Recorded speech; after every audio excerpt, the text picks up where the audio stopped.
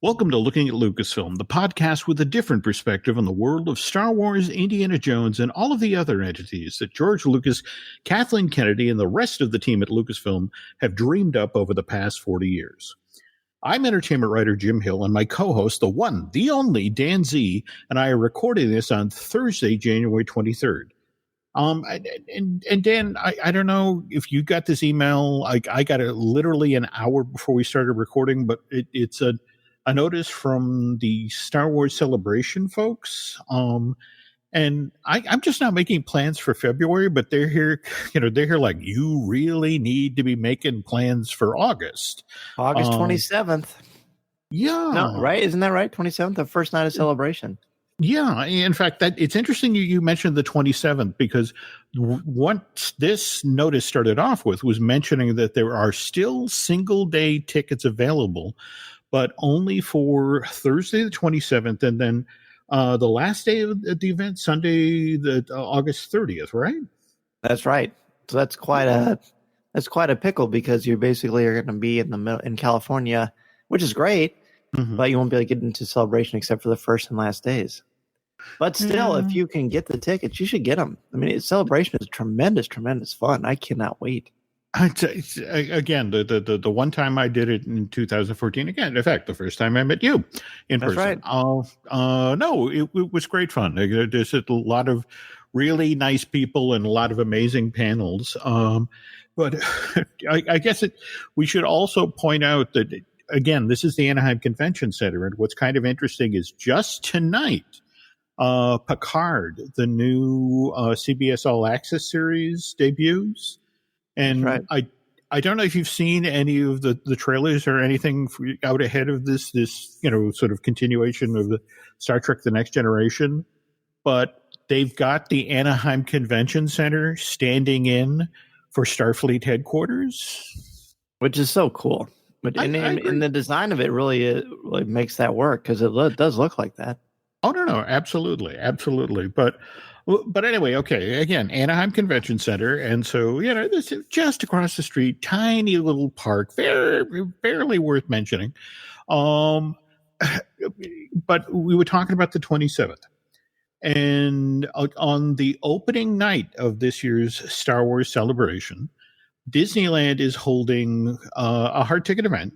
They're calling it Disneyland After Dark Star Wars Night. And had you heard anything about this, or? I saw the announcement on Twitter, and I promptly texted Tom and Corey and said, "Hey, we're going to go to this." And they said, "Okay, let's do it." And I'm just thrilled, because it sounds like Galactic Nights was at Disney World those couple times they did it. They had one in 2017 after Celebration Orlando. It was one of the most fun times I've ever had at a Disney park, and that was before Galaxy's Edge existed. So. The fact that they're going to have it, and you're going to have access to that too, with some of the biggest Star Wars fans on the planet, at the coolest place to celebrate Star Wars at Galaxy's Edge, while you've enjoyed the whole day of Star Wars Celebration, I can't really think of it much better than that. Well, you see that this demonstrates the clear difference between our ages, Dan, because I'm the old fart, and and it's the notion of. This event, if you have a ticket for this event, which, by the way, it's $109 per ticket for ages 3 and up, but not on sale yet. Not on sale. No, and that's definitely worth noting, because, and in fact, I'm not even sure the $109 is the price, but going by the other 3 Disneyland After Dark events. Actually 4. There's one being held next week, 80s night. Oh, cool. On January 28th. But they've also got a Sweetheart Night in February, a Pixar Night in April, and I want to say a Villains Night in May. Is 80s Night, is that why Drew Taylor's been growing out that mullet all this time? Why can't people behave? Hey, we kid because we love. Well, there we go. Actually, I want to give a shout out to one of our listeners. His name is Tim Drury. He's a huge fan of yours and all the Jim Hill Media Network shows. But he texted me, and he said he loves the feud I have with Drew, and then he thinks Drew and I should have a podcast together, or the two of I just banter. Well, that would be fun. Wow. Okay. Yeah. Break the internet. Okay, I would actually, I would listen to that. Sure, no, Tim, that's an excellent suggestion. But yeah, that now, if you buy a ticket to this Disneyland After Dark event, well, first of all, you get access to the park starting at 6 p.m. and the party itself doesn't get underway till 9 and doesn't end until 1 o'clock in the morning. And see, again, that's the old part of me kicking in. I didn't see that. Oh, that is going to be tricky, but it'll be worth it. Well, and you and I both know that there'll be some sort of huge panel on come Friday morning that will probably start at 10 and so. What are they going to do between 6 and 9? Is that just to get people out of the park that? Yeah, sort of filter them out, and I also have to assume that they're probably going to shut down Black Spire Outpost for a bit because there's a lot of stuff they're setting up there. There's going to be immersive Star Wars themed photo opportunities, enhanced decor, event merch, and evidently special food and drink that'll be offered during it. And at some point in the evening, there's even going to be a special Star Wars themed fireworks spectacular. So again, it really does sound worth checking out. All right, now here's the big question that everybody listening to your shows wants to know: Are you going to be at Celebration, and are you going to go to this event? I feel like, given that I missed out on Chicago, I have to go to the one in Anaheim. I can't do this. I can't do this podcast with you unless that's. I'm pretty but on the other hand, I don't. Let's also be honest here. I think a lot of the reason that a lot of people will be looking at this Disneyland After Dark Star Wars night and thinking, especially if they're going to Celebration this year, that I should get a ticket, is because in theory it solves one of their biggest problems, which is how do I go to Celebration and do this 4-day long event and also get to experience Rise of the Resistance. Exactly. But here's the thing: there's nothing so far, within the information that they put up on the Disney Parks blog about this Star Wars night that says anything about whether or not how guests would get boarding groups for Rise of the Resistance, and more to the point. What is it? The Anaheim version of this marquee attraction for Black Spire Outpost only opened officially on January 17th. And have you been following at all what's been going on out in Anaheim? Kind of loosely. I've seen posts on Twitter about when the boarding groups fill up, but I haven't really noticed much about how the operation is going. Well, that again, what Dan's referring to is on opening day, inside of 45 seconds, all of the boarding groups for Rise of the Resistance were taken, and that's that's a little startling. But what's happened since is Disneyland's begun to experience this very interesting guest attendance pattern. And in order to explain this, I guess I need to point out that, face it, Disney World is a destination resort. That people either fly in or drive down to Orlando and they book. They get vacation packages for Disney's resorts, or they stay in hotels that are just off property on 192 or International. So, these are folks who are there for a couple of days. And, so when they get up at, 4:30 in the morning and then go over to the studio and are then inside and, get their boarding groups, I mean, they're committed. They're there for their vacation. So, they tend to either stay in the studio, for the full day, whether or not they've gotten a boarding group or not, or they head to another, one of Disney's other, 3 theme parks, or the water parks, or Disney Springs. I mean, you get the idea. But Disneyland, Dan, is a very different animal. That theme park reportedly has over 1 million annual pass holders. And most of those folks come from just 100 miles around Orange County. I still can't believe they sell that many. That's just Well, crazy. I mean, I know the demand is there. I don't mean that. I just mean I would think like because of fire code or something, you wouldn't be allowed to sell that many. well, there's only been a couple of times when, a lot of them have showed up all at once. I was actually out there for the 24-hour party for the 60th anniversary, and by I want to say 10:30 in the morning, they closed the gates to Disneyland. In fact, anybody who showed up was, told, well, you can stand in this line and, as guests leave, we'll let new guests in, or you can go over to California Adventure. And they didn't actually open up the gates to the park again till 2:30 in the morning. So that's a lot of people.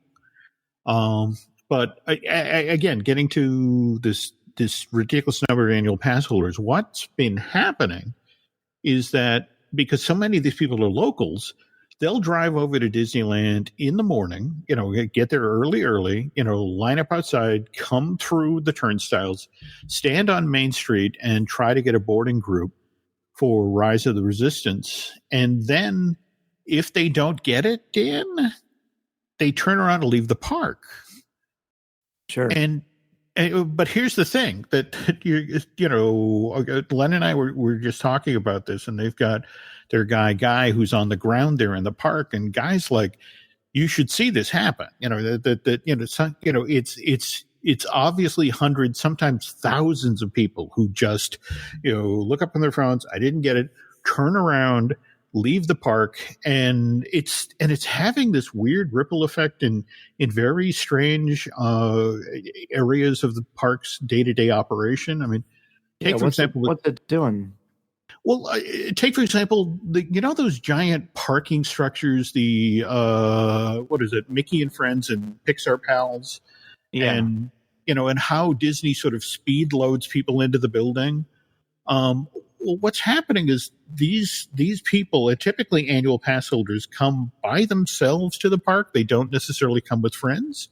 And so they're going back to the parking structure, climbing in their car and driving off, which means that, in theory, you've got this parking structure that's full. And so you can't let any guests in. But cast members have driven around upstairs and it's like, we have hundreds upon hundreds of empty slots, but we can't let anybody up onto these floors, because, we're supposed to be following our standard operating procedure as to how we load people into these garages.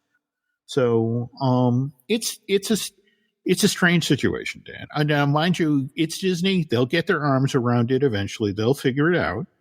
And more to the point, it's Rise of the Resistance. It is this amazing attraction.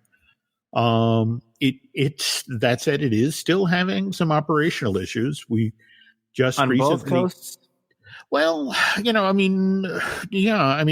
Disney World version, for example, on the Monday of the Martin Luther King Day weekend, they had some sort of operational hiccup that prevented Rise of the Resistance from opening that day till 2:00 in the afternoon, which really made it difficult, even in the amount of time that the park was open for the day, to get all those boarding groups that had been given out, to accommodate them on the attraction.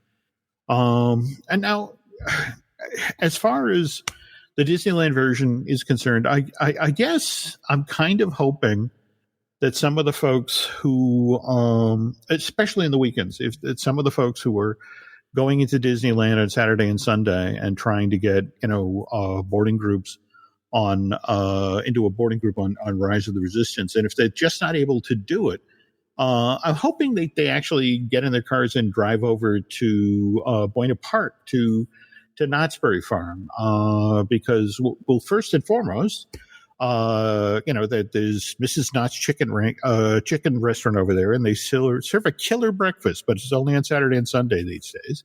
And the other reason I bring it up is that on the 28th, Tuesday, January 28th, in the California Marketplace section of Knott's Berry Farm, they're getting their very own Build-A-Bear, which you and I both know, Dan, means that, what is it, in April? That's when the child Build-A-Bear becomes available, right? That's right. That's right. After you get in line for Rise of the Resistance, head over there. And one of the reasons I follow Dan's Twitter feed is that Dan is really on top of a lot of this the child merch. In fact, I loved what you tweeted out just last week at thereabouts, the items from cufflinks.com. That's right. I didn't know I needed the child lapel pin, which I guess they're selling for like $25, but that thing was really super cute. And likewise the BB-8 and the Dio cufflinks. But yeah, they're a great company. They were the company that when for the solo premiere they sent me a bunch of some tie tacks and some cufflinks and some ties and socks, and they've got some great Star Wars stuff. They got great stuff from other kinds of properties too, but of course Star Wars is my jam. And one would hope that the folks at Lucasfilm are springing for some of these items, especially given that just last Wednesday, January 15th, Star Wars Episode 9, The Rise of Skywalker, became the 7th film that Walt Disney Studios released in 2019 that went on to sell more than $1 billion worth of tickets worldwide. In fact, just before we started recording tonight, Dan, I checked on the latest box office update for Rise of Skywalker. Yeah. Worldwide totals currently sitting at $1,031 million. Mind you, that's shabby. No, look, if I found that on the Bureau, I'd be very happy. Yeah, exactly. But on the other hand, we have to be honest here and point out that's roughly 300 million shy of what Last Jedi earned worldwide when it was released in late 2017, early 2018. And if we're being completely honest, that total is less than half of what Force Awakens earned when it was released to theaters back in late 2015, early. But Force Awakens also had 10 years of anticipation because there was no Star Wars movie. Not going to debate that. Certainly, that there were a lot of it. It was an event. We all went back to theaters, but it's hard not to look at that J.J. Abrams film with again we're earned $2.068 billion worldwide. Which again is, that here's a second Star Wars film from J.J. Abrams, and it makes $1.031 billion, worldwide. And just forgive me for making this transition, but since we last recorded, looking at Lucasfilm, we got that script breakdown released for Colin Trevorrow's take on Episode 9. I believe it was called Duel of the Fates. Yeah, that's what they say. Yeah, and a number of sources, both in and outside of Disney, have confirmed that this was actually the breakdown does pretty much conform to the first draft of the screenplay that Trevorrow had been preparing before he stepped away from the project in September of 2017. Prologue. Would this version of Episode 9 have been more successful at the box office than JJ's take on the final installment of the Star Wars saga? Dan, I think you and I both know it's kind of a waste of time to speculate in a topic like this. I mean, right? Yeah, I'm gonna get to that right after I nail this jello to the wall. But that sounded like an Aaron Adams thing to say. Wow, all of you guys are rubbing off on me. Well, I mean, it's a screenplay, okay? And I've got all sorts of scripts in my basement for films that never got produced. Really promising projects like Roger Rabbit 2, Toon Platoon, Kevin Smith's wonderful script for Superman Lives, and Frank Darabont's take on Indiana Jones 4, Indiana Jones and the City of the Gods. And all of these things read well, but that you just don't know if that would then translate into a successful motion picture. Exactly. Exactly. There's no guarantees. There's just no guarantees. And plus, these things modify and change all the time. No, absolutely. But it's worth noting that there's at least one or two concepts that were initially proposed for the Trevor film that did find their way in a somewhat mutated form into the Rise of Skywalker, and more to the point, over just the past 24 hours, this slew of concept art for a Duel of the Fates has bubbled up on the internet. And I again don't want to speculate on this material. I will say this: I would imagine there's going to be a very interesting conversation at Disney in the not so distant future about security involving its intellectual property. And oh yeah, sure. Yeah, especially after the past week where we saw that story, out there about supposedly Ewan McGregor walking away from the Obi-Wan Kenobi limited series that was being produced by Disney Plus. And, Disney did this really unusual thing, Dan, something that companies very rarely do in the face of a rumor. They actually came out and formally denied it. It just said, no, Ewan is not walking away. That said, Collider just today, before Dan and I started recording, posted a piece which said that the Obi-Wan series at Disney Plus is getting ready to shoot over at Pinewood Studios has been placed on hold. And not only that the crew that's building the sets there at Pinewood was sent home. Now, what's interesting is Collider is saying they've got two good, solid sources for this story, and more to the point, they're being very upfront about it. Said nobody's saying canceled, nobody's saying that sort of. They're saying delayed. So it could be a script needs a little bit more polish, or it could be any number of things. And it might even just be the creative process. So I'll tell you what, folks, what Dan and I will do, we'll keep an eye on this. And if there's any further news down the road, we'll of course share this with you. Me personally, I'm hoping that they get things straight, can right the ship, get things straightened away fairly quickly. Good. Given the great work that Deborah Chow did on The Mandalorian, I was really looking forward to what she and screenwriter Hossein Amini were going to do with this Obi-Wan series. And it'll still happen. I'm hoping, because, I got to tell you, that, after season 1 of The Mandalorian, I proved that you can do a really great Star Wars related project for television. But then again, Dan, you and I already knew that. We've seen, Star Wars Rebels. Or for that matter, have you seen the Star Wars, the Clone Wars trailer for season 7? Have I? It's amazing. It's wonderful. So what leaped out at you from that? Honestly, the best thing about this for me is that when I watched it, I felt like I was home again. I felt like I hadn't missed a beat. Clone Wars looks just as beautiful, if not more beautiful than ever has. Everything just looks in sync. A lot of the action, a lot of the things I noticed make it appear that this is going to run concurrently with Revenge of the Sith, which I think is brilliant. It makes sense, especially when they show Anakin, embracing Padme and she's pregnant, because he finds out in Revenge of the Sith that she's actually pregnant. You also notice, and this has been on Twitter as well, but you notice the shot of Depa Billaba with a small Padawan by her side, which we can assume is Kanan Jarrus.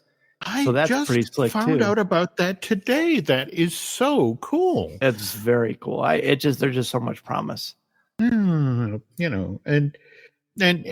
speaking of promise, and now I know you and I were pre-gaming before the show, and you're a little bit behind on Star Wars Resistance, the animated series. And I've been tough on the show previously, and I wanted to say the episode that just ran this past Sunday, episode 17 of season 2, which is entitled Rebuilding the Resistance, I think it's one of the strongest episodes in a long time. And again, I know you haven't seen it, Dan, so we're not going to talk about it in detail. But what I think is really great about this show is it clearly shows the stakes when it comes to dealing with the First Order, and the sacrifices that the Resistance sometimes just has to make. So to get caught up there, because I really want to talk about that show, especially since we're coming up on episode 18, which is supposedly the last one of the series. So that's right. That's right.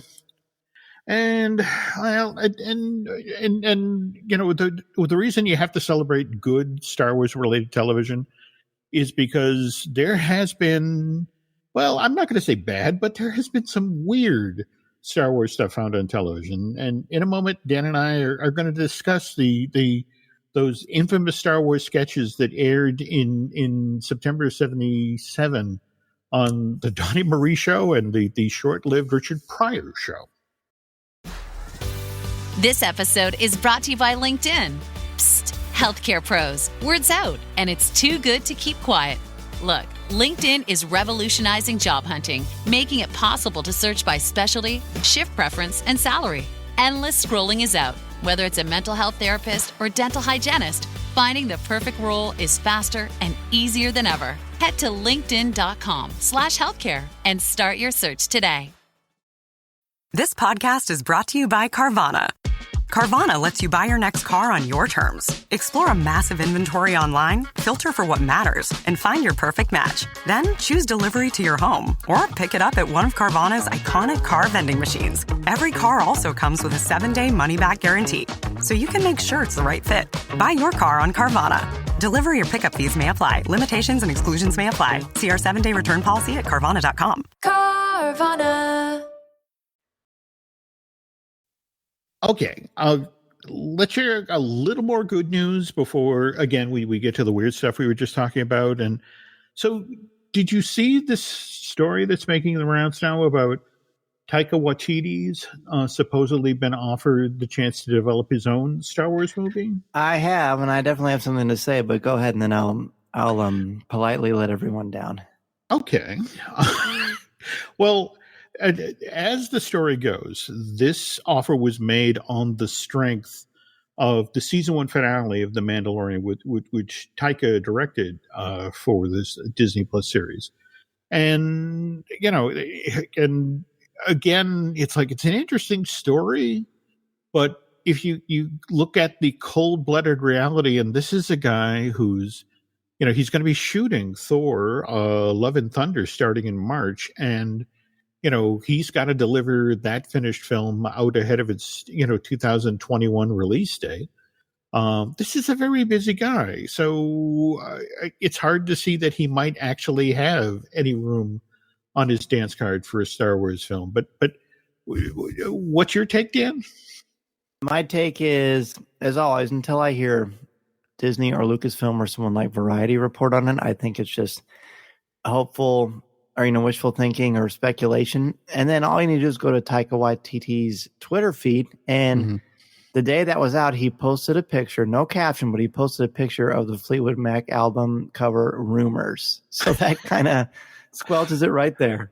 But that's the beauty of doing that is it cuts both ways. It both shuts down the story and gives it oxygen. So it's actually a lovely way to handle it. That's, it is. It both. It builds up your hopes and it gently lets you down. So, but like you said, these movies take years to do, and if he's just going to start, Love and Thunder, he's not going to have time for this kind of thing, at least not for a while. But Star Wars is going to be fine. Everyone just needs to let it breathe. Enjoy seeing The Rise of Skywalker a few more times. And there's plenty of books. Clone Wars is starting up again. There's plenty of time, and hopefully we'll start getting some Indiana Jones stuff. That's what I'm looking forward to. Yeah, that's we should be hearing some news on that shortly. But well, hopefully. And speaking of hope, it's now time to take a look back at A New Hope, which back when the summer of 1977 was drawing to a close, it had grossed an astounding $133.7 million since this George Lucas film had been released at theaters in May May 25th, 1977. But now Labor Day is looming, and obviously summer blockbuster season is drawing to a close. But George Lucas and 20th Century Fox clearly want to keep this gravy train rolling, so they were looking for ways to keep Star Wars front of mind, so that those would-be moviegoers who hadn't yet bought tickets to this box office phenomena would finally cave and go see the movie. Which is why, over a 10-day period in September of 1977, the Star Wars characters made appearances on 2 television variety shows, the NBC's Richard Pryor Show and ABC's Donny Marie, all because Lucasfilm and 20th Century Fox were looking for some free publicity for A New Hope. Now, Dan, all of these are available on YouTube. You've seen them, right? I have some more recently than others, but yes, some I just remember from when I was a kid. Well, and the interesting thing for me is how the Star Wars characters got divided up between the 2 shows. Because if you watch the Donny and Marie show, it is, it's the A-team. I mean, you've got, C-3PO with Anthony Daniels in the suit, voicing the character. You've got R2-D2. You've got, Chewbacca, and I'm pretty sure that's Peter Mayhew in the suit there.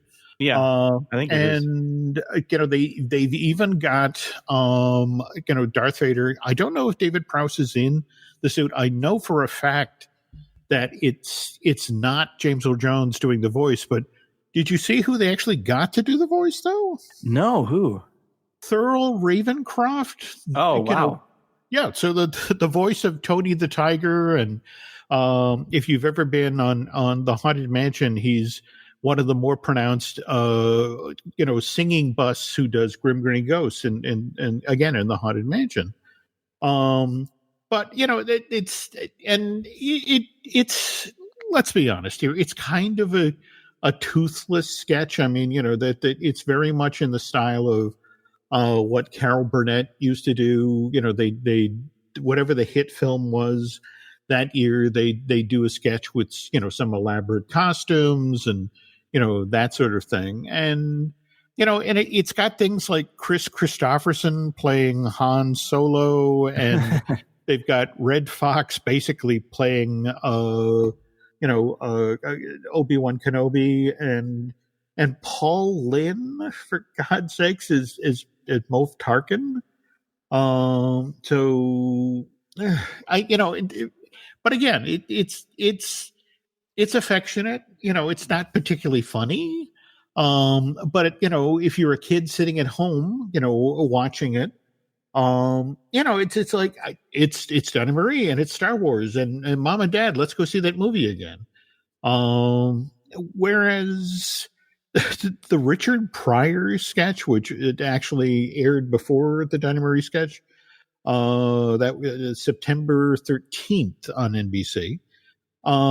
That's an entirely different take on Star Wars. It's basically a Saturday Night Live sketch done in prime time.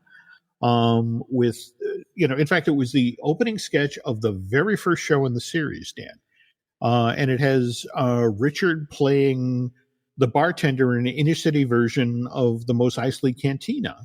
And now you're going to have to help me out with these names here. So we have Moma Nadana Hammerhead. Is that correct? Moma Nadon is Hammerhead. That's right. So close. Okay.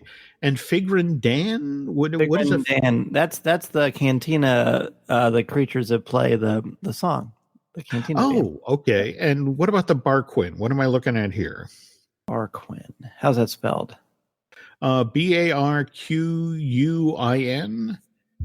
I actually have never heard of that before. Okay. That's, again, folks, sometimes Wikipedia is not your friend. Poda Baba? What is a Poda Baba? Pondo Baba. That's Walrus Man. Walrus Man. Okay. And we have Muftak. That's the one with the little... Go ahead. Like the twig for the mouth, right? That's right. Yeah. Okay. And we also have a Duros and a Shistaven. Bless you. No, the Duros, the Duros is remember in the Mandalorian episode 6, The Prisoner, where Clancy Brown played that heavy. Yes, that's the Duros. That's the Duros. Okay. Yeah. And the Shistaven, we got anything for that? Or? Spell that one. This has got to be riveting podcasting for people. Vane. I'm not sure. That one doesn't ring a bell. Okay. Well, anyway, again, these are, if you saw the movie, these are, and this isn't a question of approximations of the makeup. These are the costumes. Lucasfilm, sent them down, to be used in this sketch. And supposedly what makes this especially interesting is that Rick Baker, the guy who developed a lot of these makeups for the Mos Eisley Canteen, supposedly was there to help get them ready for television. And it's I don't know if you recall from seeing the sketch, Dan, it really is kind of slapped together, in that there's at least a couple of these Star Wars heads on characters that are then dressed in the distinctive orange leather outfits that the orangutan characters wore in 1968's Planet of the Apes. So, somebody made a rundown to Western costume in Hollywood, and it's like, give me your sci-fi outfits. That's right. I'm sure that's what happened. And what's particularly interesting is there's at least one shot in this sketch where you can see where a mask is basically being held together with gaffer's tape.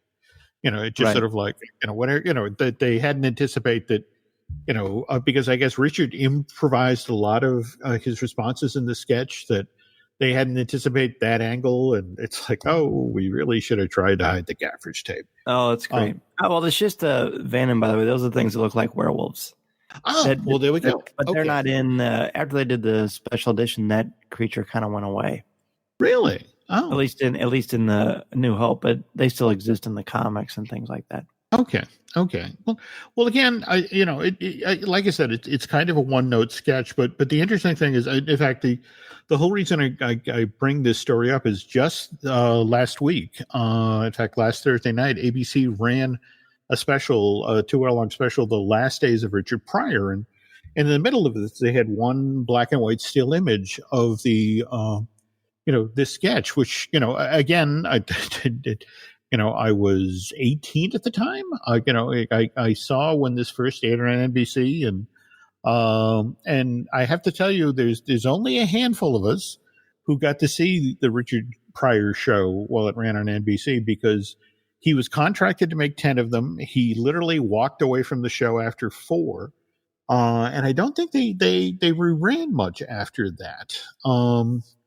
But anyway, Star Wars, the original publicist for Star Wars, Charles Lippincott, he confirmed last year on Facebook that these two sketches were a deliberate effort on Lucasfilm and 20th Century Fox to revitalize Star Wars, to keep it out there in the box office selling tickets. And no lie, this strategy worked, Dan.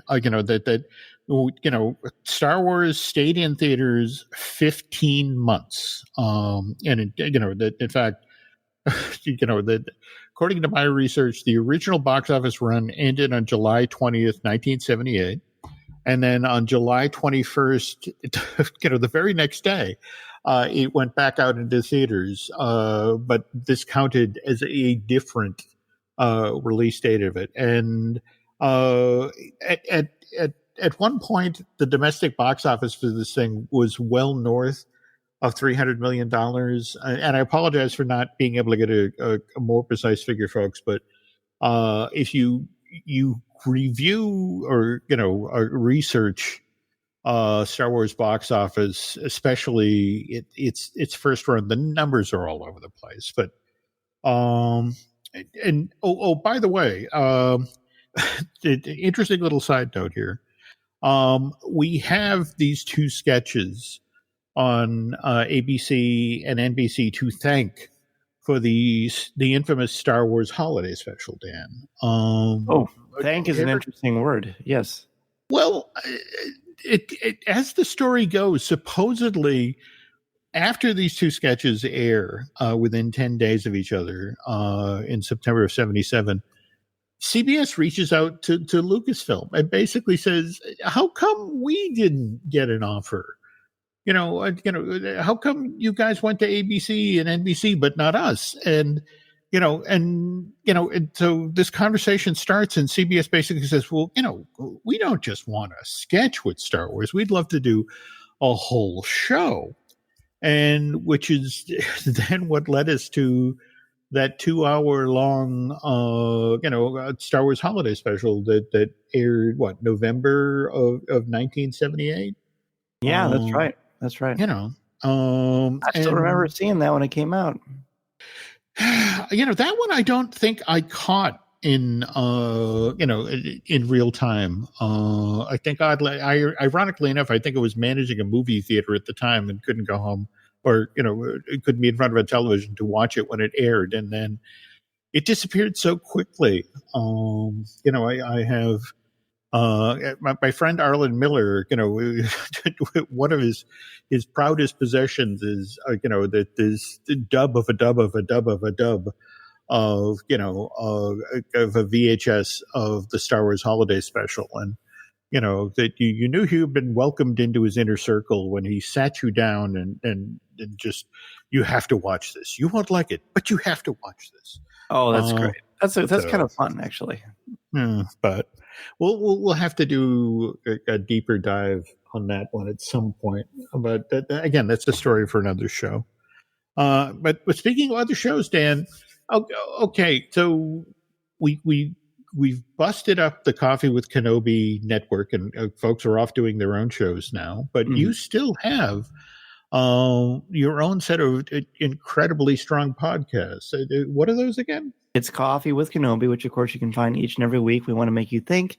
We want to make you laugh. We certainly take the subject matter seriously, but not ourselves. And every week I have a different guest hosts with me from the world of Star Wars podcasting, blogging, actors, creators, fans, just you name it. We just try to get as many people on as possible, because when I started podcasting, I just wanted a voice in fandom, and I think it's important to be able to give back and allow other people a chance to do that. And that's what we hope Coffee with Kenobi does for everybody else. And we also have a Patreon page with an exclusive podcast called CWK Pour Over. We got Disney Dish with Len Testo. We got Marvel Us Disney with the amazing Aaron Adams. We have I Want That with Michelle Valladolid. We have Universal Joint with Dustin Fuse. And then we have Fine Tuning with Drew Taylor, who's a fine, upstanding individual. Don't believe what Dan says. He's a perfectly fine gentleman. And then, of course, the show you're listening to right now. So tell you what, folks, if you could do Dan and I a favor, if you could head over to iTunes and not only rate Looking at Lucasfilm, but also Coffee with Kenobi, rate and recommend. That helps us get us additional ears and eyeballs. And more to the point, if you really, really, really like what you've heard here tonight, if you could go over to Bandcamp and subscribe, that makes it possible for us to afford $109 tickets to go to Star Wars Night at Disney After Dark, which, okay, Dan, I promise this year I'm going to make it the Star Wars celebration. And if you're going to Star Wars Night, I will get myself an extra black coffee and try to stay up till 1 a.m. I love it. I love it. We'll be at Oka's. That's where we're okay. Yeah. Oh, do they sell coffee at Oka's? By then they probably will, just for this event. Okay. So, all right. So now all we have to do is figure out how to get on Rise of the Resistance. So, anyway, folks, if you have any ideas about that, please let us know. But beyond that, Dan and I will be back with a new Looking at Lucasfilm shortly. So till then, thanks for listening.